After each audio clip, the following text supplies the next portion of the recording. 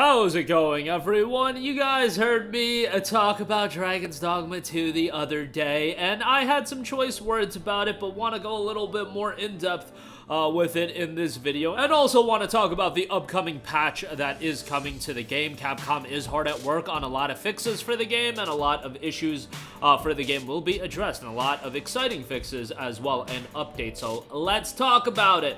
I'm sure a lot of you guys have been talking about the game. I'm sure some of you guys have picked the game up, even with the poor reception for the game. I mean, generally poor reception, let's be honest. When the game is sitting at, what is it now? I know it was mostly negative for a bit. It's at a mixed reception. It is slowly going up. 35,000 reviews, 52% positive. Obviously, this is a far cry from some of the recent Capcom releases, such as a Resident Evil 4, even a Street Fighter 6, but, I think most people agree that fundamentally, Dragon's Dogma 2 is a good game. There's a worthwhile game there. There's elements of the game that are very head-scratching. Obviously, the microtransactions, obviously, the PC performance, and obviously, some of the missing elements like the ability to start a new game not being there is very, very weird, but there are updates being rolled out for the game. So the official Dragon's Dogma Twitter account put out a tweet to all Dragon's Dogma 2 players. We're planning to release patches including the following updates and fixes in the near future, and we'll release them as soon as they are ready for distribution on each platform. Thank you for your patience and support. Update for all platforms coming: PS5, Xbox Series X and S, and Steam, adding the option to start a new game when save data already exists. Please, it is the year 2024. Why is that not available? How did that, like, just miss the cracks as far as, you know, being called out ahead of release? That is very, very strange. Changing the number of Art of Metamorphosis items available at pawn guilds in the game to 99, making the quest that allows players to acquire their own dwelling where they can save and rest available earlier in the game. Miscellaneous text display fixes, miscellaneous bug fixes. There are some updates that are console specific, adding the option to switch motion blur on and off in options, adding the option to switch ray tracing on and off in options. Fantastic. Adding the option to set frame rate to either variable or max 30 FPS in options. The thing is, some people like an uncapped frame rate. Other people prefer a consistent frame rate. A consistent frame rate will add a more consistent experience. I know, a little bit of a redundancy there. But, you know, some people don't like it going from 45 to 35 to 55 frames per second and fluctuating all the time. I'd rather have the fluctuation rather than a locked 30 FPS. I just think 30 FPS in this day and age, it's playable. I'm not gonna go and say that it's unplayable. I think that's a little bit too much. Like, sometimes I feel like I was a little bit crazy in saying 30 FPS was unplayable. Is it ideal? Not for me personally, but also personally, I've been playing Final Fantasy VII Rebirth, and that game has a performance mode where you can play it in 60 FPS, but that performance mode is a literal atrocity, like an abomination. And maybe that's a little bit of hyperbole in regards to FF7 Rebirth's performance mode, but it is so bad in my opinion, and a lot of people hearkened to Final Fantasy XVI's performance mode and said that that was really bad. And I'm playing FF7 Rebirth in a graphics mode, and I'm like, yo, the visual upgrade, I'll drop it to 30 FPS. Like, I'm totally okay with playing that game at 30 FPS. But, you know,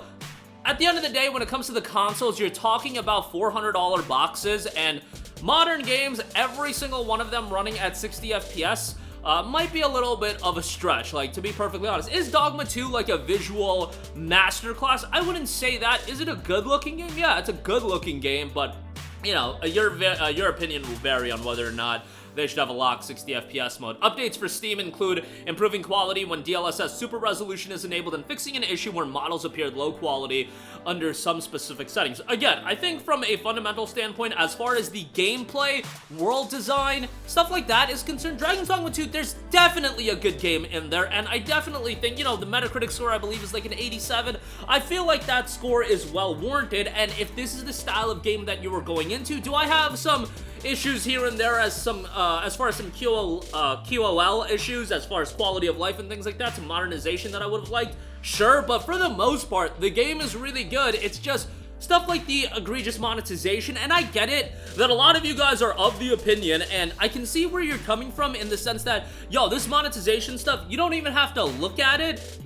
What they are doing, and I feel like this is what Capcom is doing with the monetization. This is what a lot of these companies are gonna do in terms of monetizing $70 single-player games, is that they're just trying to get money from the whales. There are people that have endless amounts of disposable income, and literally, I bring up one of my boys often, and love the dude, I constantly call him out. He has an absurd amount of disposable income, and he buys nonsense like the Assassin's Creed microtransactions, and when I see that unfold in front of my eyes, it becomes very clear to me why these companies do that. It's to get money out of these people that either have an unhealthy obsession with the game, that they're spending money on like XP boosts and time savers, money that they don't have, or it's the case of they're just drawing more money from the people with absurd disposable income. I don't advocate for that because I think ultimately, if they realize that this is an avenue for them to generate a lot of revenue,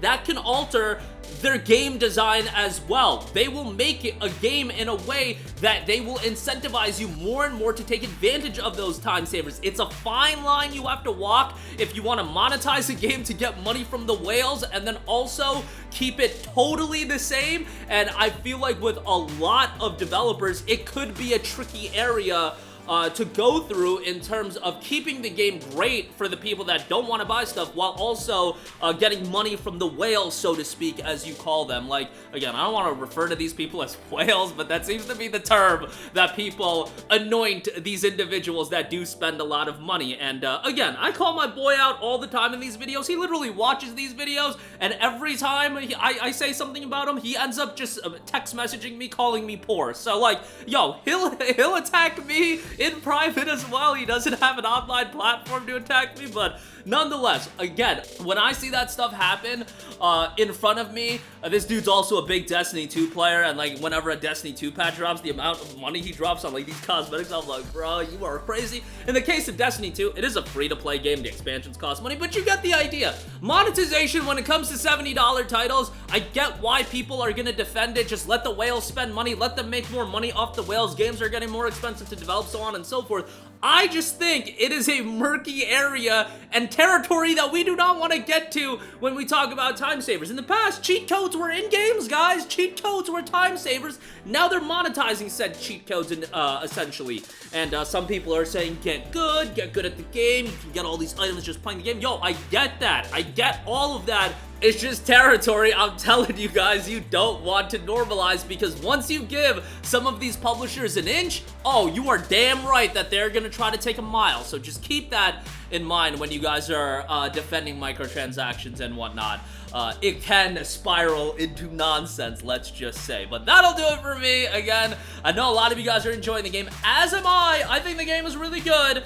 And I should say that over and over again because I was a little bit down on the game, but the game is really good, and I think most of you guys, outside of like performance issues and whatnot, are gonna find a good game here. And if what you wanted was Dragon's Dogma 1 expanded, better visuals, I think you're gonna enjoy the game. It's just there's certain elements that do push me a little bit away in terms of fully enjoying the game. But that'll do it for me. Let me know all of your thoughts in the comments section down below.